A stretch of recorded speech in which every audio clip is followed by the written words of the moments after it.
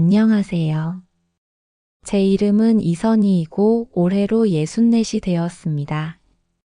지금은 대구 수성구의 오래된 아파트에서 살고 있습니다. 평생을 가정주부로 살며 남편과 함께 크고 작은 풍파를 견뎌왔습니다. 겉으로 보기엔 평범한 결혼 생활이었고 특별한 사건 없이 흘러가는 세월 속에서 저도 남편도 그리고 가족들도 안정된 일상을 누리고 있다고 믿어왔습니다. 하지만 인생은 늘 그렇듯 우리가 전혀 예상하지 못한 순간 한 번의 균열로 완전히 무너져 내리기도 합니다. 저 역시 그랬습니다. 어느 날 40년 가까이 함께한 남편의 작은 행동. 하나에서 시작된 의심이 제 인생 전체를 뒤흔들어 놓았습니다. 그날은 평소와 다르지 않은 목요일 아침이었습니다. 시장에서 장을 보고 돌아와 현관문을 열었을 때 남편은 거울 앞에 서서 낯설 만큼 정성스럽게 넥타이를 매고 있었습니다. 사실 남편은 정년퇴직 후에 한 중소기업에서 고문직으로 잠깐씩 불려나가는 일을 하고 있었지만 그마저도 한 달에 두세 번 나갈까 말까 했습니다. 평소에는 집에서 헐렁한 티셔츠나 골프웨어 같은 편안한 옷차림으로 지내는 사람이었는데 그날따라 새로 산 듯한 남색 정장에 넥타이를 매고 머리에는 반짝거리는 헤어젤까지 바르고 있었습니다. 순간 제 가슴 속에 이상한 불안감이 스쳤습니다. 어디가? 하고 묻자 남편은 잠시 눈빛을 피하더니 서둘러 대답했습니다. 아, 깜짝이야. 당신 언제 왔어? 오늘 그 초등학교 동창 모임이 있어. 우리 반 애들이 오랜만에 모인다네. 저는 얼핏 웃으며 대답했지만 속으로는 이상하다는 생각을 떨칠 수 없었습니다. 40년의 결혼 생활 동안 단 한 번도 친구 모임에 간 적 없는 사람이었기 때문입니다. 특히나 어린 시절 친구라니 남편은 늘 어릴 적 친구들은 다 연락 끊겼다고 말하던 사람이었습니다. 그런데 갑자기 초등학교 동창회라니 너무 생소했습니다. 게다가 남편은 제가 한 번도 맡아본 적 없는 진한 향수까지 뿌리고 있었습니다. 평소 같으면 향수는 무슨 향수야? 하고 웃으며 농담을 던졌을 텐데 그 순간만큼은 제 입술이 굳어버렸습니다. 본능적인 예감이랄까요? 정말 뭔가가 달라지고 있다는 걸 느꼈습니다. 남편이 현관문을 닫고 나가자 저는 베란다로 나가 남편이 차에 오르는 모습을 지켜봤습니다. 평소처럼 가볍게 외출하는 느낌이 아니었습니다. 손에는 가방도 없었고 표정은 어딘가 들뜬 듯 보였습니다. 마치 새로운 연인과의 데이트를 앞둔 청년 같은 설렘이 묻어나는 얼굴이었습니다. 그 모습이 제 마음속에 깊게 박혔습니다. 그날은 그냥 넘어갔지만 그때 느낀 예감은 곧 현실이 되고 말았습니다. 그 후 남편은 눈에 띄게 달라졌습니다. 아침마다 꼼꼼히 면도를 하고 깨끗한 셔츠를 골라 입고 거울 앞에서 한참씩 머리를 정리했습니다. 처음에는 나이 들어도 외모 관리하는 게 나쁘진 않지 하며 넘겼습니다. 하지만 곧 그것이 단순한 자기 관리가 아니라는 걸 알게 되었습니다. 한 달 사이에 3번이나 모임을 핑계로 외출을 했습니다. 40년 동안 단 한 번도 친구 모임을 나간 적 없는 남편이 갑자기 이렇게 열심히 나간다는 건 설명이 되지 않았습니다. 더군다나 이상한 건 모임에서 돌아오는 남편에게서 술 냄새는 전혀 나지 않고 오히려 은은한 향수 냄새가 풍겨온다는 사실이었습니다. 게다가 저녁 식탁에서 휴대폰 진동이 울릴 때마다 남편은 깜짝 놀라며 황급히 휴대폰을 주머니에 넣었습니다. 저는 모른 척했지만 속으로는 이미 모든 퍼즐이 하나둘 맞춰지고 있었습니다. 어느 날 아침 남편은 샤워를 마치고 나와 콧노래를 흥얼거렸습니다. 그토록 음치라 집안에서 노래 한 소절 부르는 일조차 없던 사람이었습니다. 그것도 트로트 멜로디를 흥얼거리며 거울 앞에서 머리를 매만지는 모습은 솔직히 소름이 돋을 정도였습니다. 저는 오늘 또 어디가? 라고 무심하게 물었고 남편은 잠시 시선을 피하며 대답했습니다. 그냥 친구들이랑 잠깐 보기로 했어. 이번엔 우리 반 친구들만 따로 모이는 거래. 그때 저는 남편의 귀가 빨갛게 달아오른 것을 보았습니다. 남편은 거짓말을 할 때면 언제나 귓불이 붉어지는 습관이 있었습니다. 직장 생활을 할 때도 작은 거짓말을 할 때면 귀가 바로 발갛게 달아올라 쉽게 들통나곤 했죠. 그날도 마찬가지였습니다. 남편이 나가고 난 뒤 저는 우연히 현관에 걸려있던 그의 자켓을 정리하다가 주머니에서 작은 종이 한 장을 발견했습니다. 펼쳐보니 58만 원짜리 진주 목걸이 영수증이었습니다. 가슴이 철렁 내려앉았습니다. 남편은 제가 결혼기념일에 조차 큰 선물을 해달라 해도 늘 필요한 건 네가 알아서 사라는 말만 하던 사람이었습니다. 그런 사람이 60만 원 가까이 되는 목걸이를 샀다니. 그것도 제게 준 게 아니었습니다. 바로 그 순간 저는 단순한 의심에서 확신으로 넘어갔습니다. 그리고 제 인생의 가장 큰 싸움이 곧 시작될 것이라는 걸 알았습니다. 진주 목걸이 영수증을 발견한 그날 밤 저는 한참 동안 잠을 이루지 못했습니다. 머릿속에서 수많은 의문과 가능성이 떠올랐습니다. 혹시 내가 오해하고 있는 걸까? 단순히 누군가의 선물을 대신 산 걸 수도 있잖아. 몇 번이고 스스로를 설득해 보려 했지만 마음속에서는 끊임없이 경고음이 울렸습니다. 남편이 보여주었던 달라진 모습들, 향수 냄새, 잦아진 외출, 휴대폰을 감추려는 행동들까지 그 모든 것들이 한 방향을 가리키고 있었기 때문입니다. 저는 조용히 안방 서랍에서 남편의 통장을 꺼내 확인했습니다. 그동안 가계부를 꼼꼼히 쓰며 집안을 꾸려온 제게는 낯선 내역을 금방 알아차릴 눈이 있었습니다. 남편의 통장에서 빠져나간 여러 건의 출금 기록이 있었습니다. 액수는 모두 비슷했습니다. 30만 원, 50만 원, 80만 원. 그리고 날짜는 남편이 동창 모임이라며 나갔던 날과 정확히 일치했습니다. 제 손끝이 떨렸습니다. 단순한 우연이라고 하기엔 너무나도 명확한 패턴이었습니다. 그때 제 눈에 들어온 것이 하나 더 있었습니다. 최근에 빠져나간 100만 원 단위의 큰 금액. 이유 없는 인출 기록이 몇 차례 반복되어 있었습니다. 제 마음은 더욱 무거워졌습니다. 단순히 모임에서 밥값을 낸 게 아니었습니다. 무언가 다른 데에 쓰이고 있다는 생각이 강하게 들었습니다. 다음 날 아침 저는 남편의 행동을 유심히 지켜보았습니다. 그는 평소보다 훨씬 신경을 쓴 차림으로 출근 준비를 하고 있었고 휴대폰을 손에 꼭 쥔 채 화장실까지 들고 다녔습니다. 오늘은 어디가? 하고 무심히 묻자 그는 잠시 머뭇거리더니 대답했습니다.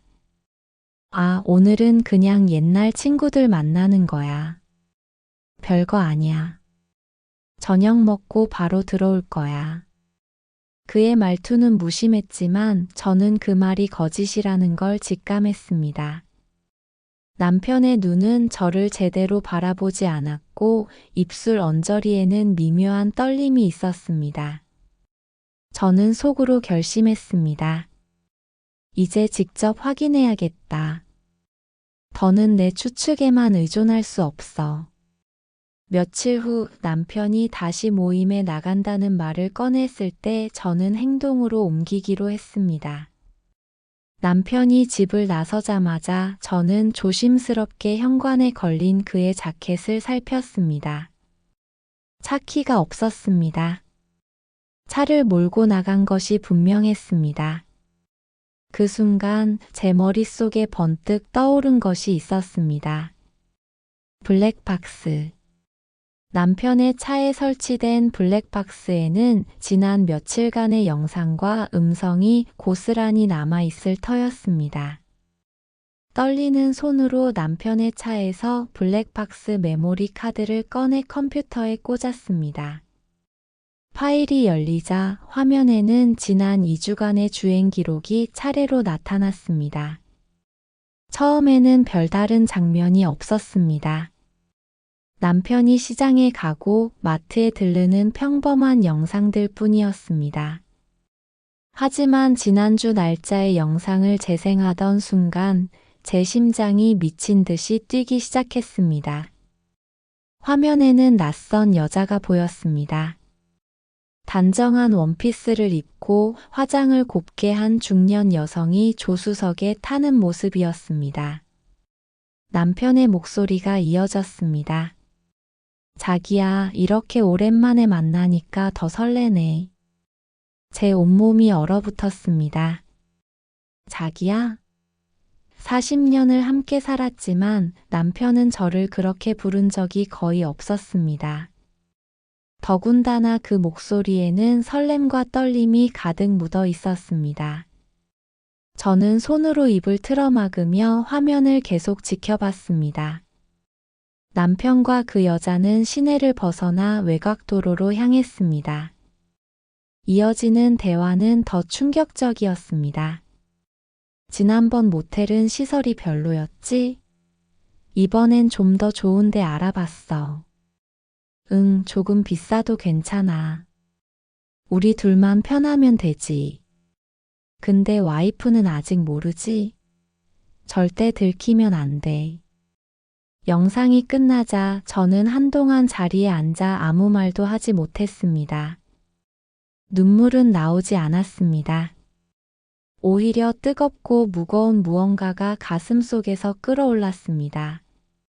분노였을까요? 배신감이었을까요? 아니면 40년의 결혼. 생활이 산산이 부서지는 소리를 직접 들은 충격이었을까요? 그날 밤 저는 블랙박스 카드와 진주 목걸이 영수증, 그리고 통장에서 빠져나간 내역을 모두 봉투에 모았습니다. 이젠 더 이상 의심이 아니었습니다. 확실한 증거를 손에 쥔 셈이었습니다. 제 마음은 복잡했습니다. 이걸 어떻게 해야 할까? 바로 따져 물어야 할까? 아니면 끝까지 지켜보다가 법적으로 대응해야 할까? 다음 날 아침 식사 자리에서 저는 평소처럼 담담히 물었습니다. 오늘도 친구들이랑 모임 있어? 남편은 잠시 멈칫하다가 응, 오늘은 조금 일찍 끝날 거야. 저녁만 먹고 바로 들어올게. 라고 대답했습니다. 저는 속으로 가슴이 요동쳤지만 겉으로는 아무렇지 않은 듯 웃으며 말했습니다. 그래, 다녀와. 그날 남편이 집을 나서고 20분쯤 뒤 저는 곧장 택시를 불러 남편의 차를 뒤쫓기 시작했습니다. 블랙박스 영상 속 장소를 기억해 두었기에 어디로 가는지 짐작할 수 있었습니다. 제 손은 땀으로 젖어 있었고 심장은 귀 옆에서 쿵쿵 울려대는 듯 했습니다. 남편은 예상대로 시내에서 조금 떨어진 조용한 카페 앞에 차를 세웠습니다. 잠시 후 한 여자가 걸어오는 모습이 보였습니다. 영상에서 봤던 바로 그 여자였습니다. 진주 목걸이가 그녀의 목에서 빛나고 있었습니다. 그녀가 차에 오르자마자 남편은 반갑게 포옹했고 두 사람은 카페 안으로 들어갔습니다. 저는 멀리서 지켜보며 눈물이 고였지만 이를 악물고 참았습니다. 증거를 모아야 한다는 의무감이 분노를 누르게 했습니다. 그날 두 사람은 카페를 나와 손을 잡은 채 다시 차에 올랐습니다. 남편이 저와는 단 한 번도 해주지 않았던 행동이었습니다. 택시는 그들을 뒤따랐고 마침내 그들이 멈춘 곳은 블랙박스 영상 속에서 언급되었던 바로 그 모텔이었습니다. 간판에는 굵은 글씨로 로즈가든이라고 쓰여 있었습니다. 저는 택시 기사에게 잠시 기다려 달라고 부탁한 뒤 두 사람이 모텔 안으로 들어가는 모습을 끝까지 확인했습니다. 그 순간 제 눈앞에서 40년 결혼 생활의 마지막 조각마저 무너져 내리는 소리를 들은 듯 했습니다. 모텔 앞에서 한참을 망설이던 끝에 저는 마침내 안으로 들어갔습니다. 심장이 터질 듯 뛰었고 손끝은 얼음장처럼 차가웠습니다. 프런트 데스크에는 젊은 직원이 앉아 있었습니다. 그는 밝은 표정으로 인사를 건넸지만 제 눈에는 모든 것이 흐릿하게만 보였습니다. 목소리가 떨렸지만 저는 용기를 내어 말을 꺼냈습니다. 방금 들어간 커플 보셨어요? 그 남자가 제 남편이에요. 제발 방 번호 좀 알려주세요.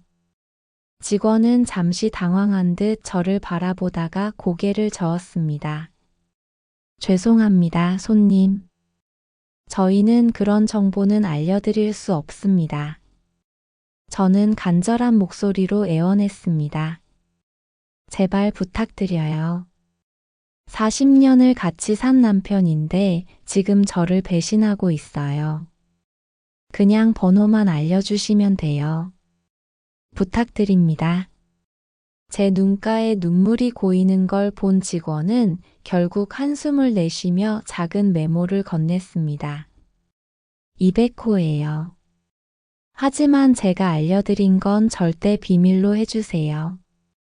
그 말에 고개 숙여 인사하고 떨리는 다리로 계단을 올랐습니다. 손잡이를 잡은 손바닥에서는 땀이 줄줄 흘렀습니다.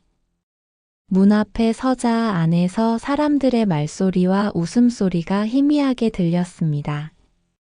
저는 깊게 숨을 들이마신 뒤 문을 두드렸습니다.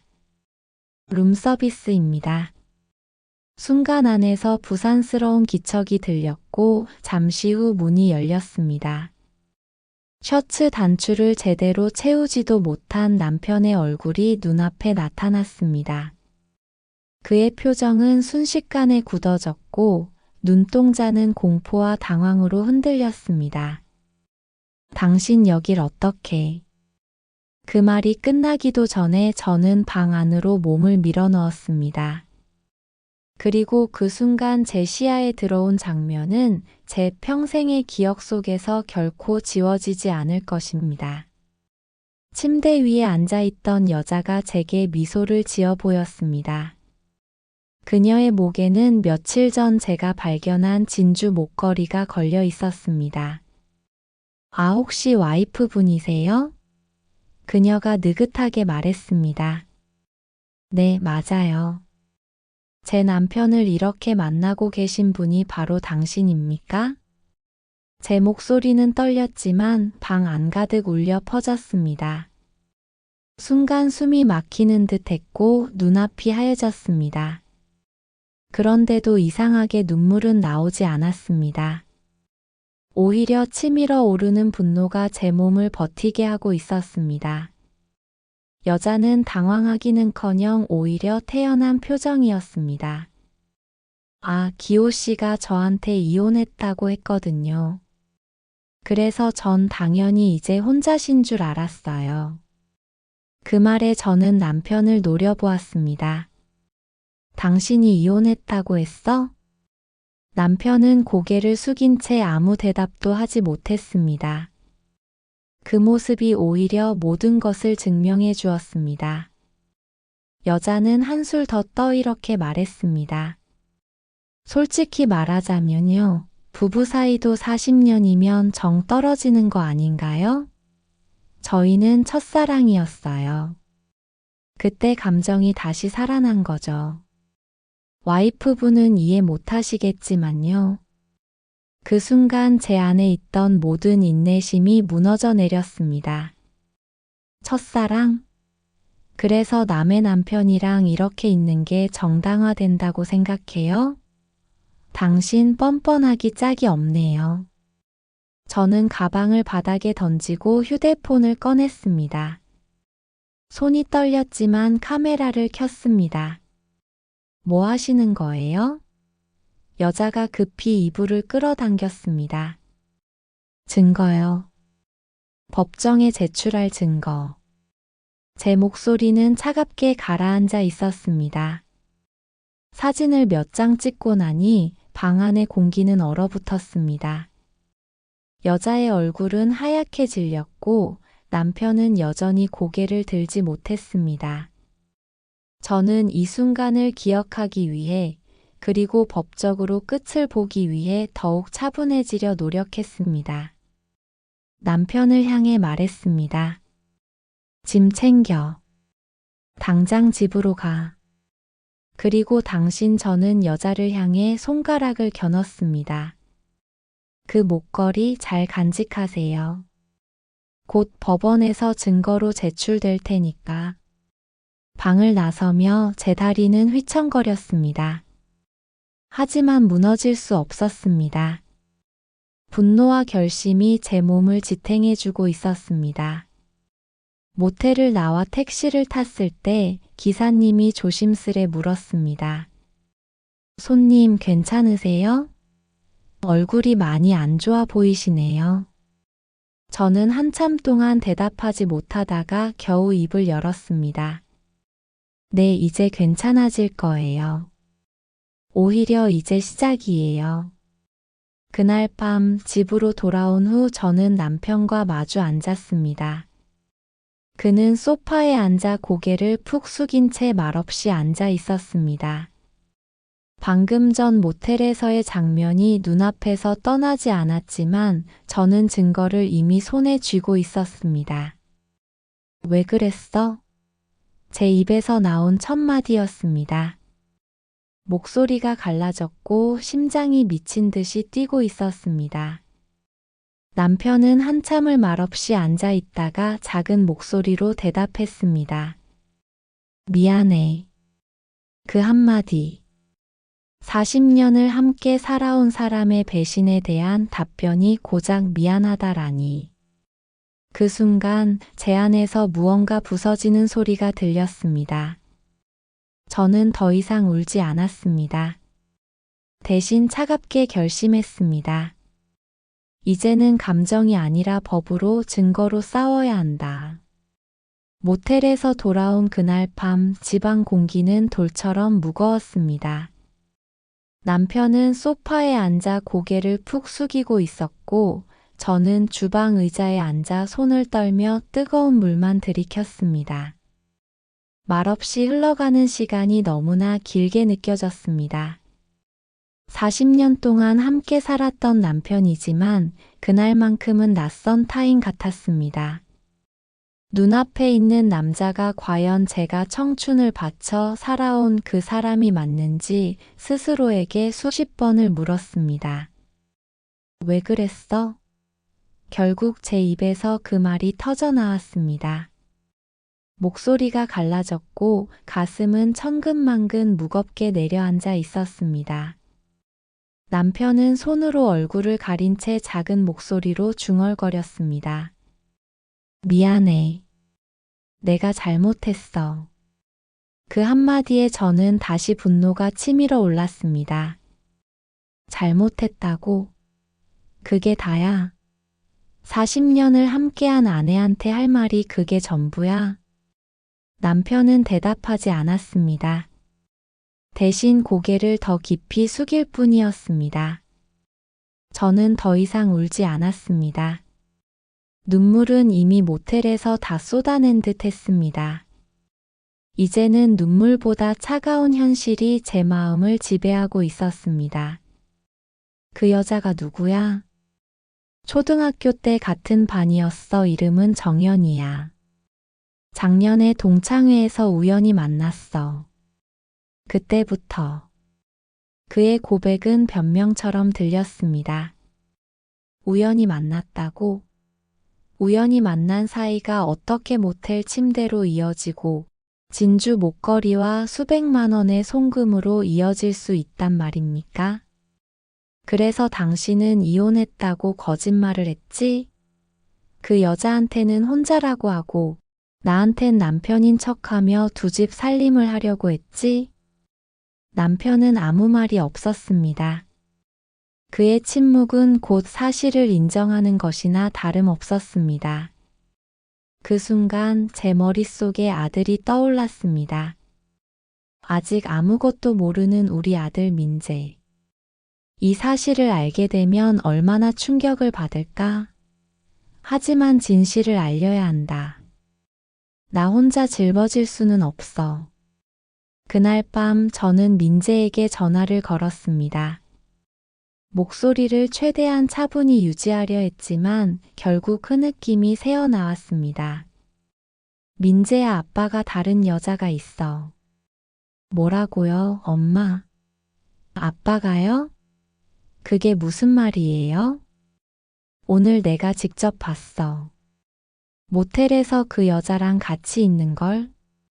잠시 정적이 흐른 뒤 수화기 너머에서 민재의 분노 섞인 목소리가 들려왔습니다.